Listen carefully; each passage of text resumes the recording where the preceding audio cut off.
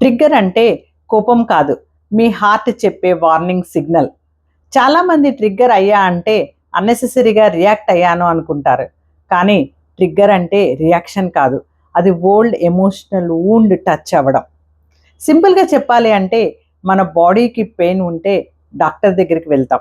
అలాగే మన హార్ట్లో ఉంటే ఎమోషనల్ పెయిన్ని ఎవరో టచ్ చేస్తే దాన్నే ఎమోషనల్ ట్రిగ్గర్ అంటారు.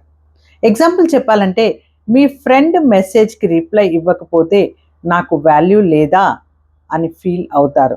ప్రాబ్లం మెసేజ్ కాదు, రిజెక్ట్ అవుతానేమో అనే ఓల్డ్ ఫియర్.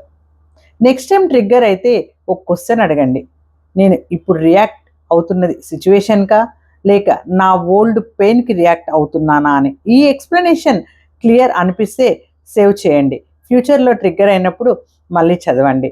ఇలాంటి మరెన్నో పోస్ట్స్ కోసం please like, share and subscribe mind Mantra with Madhavi.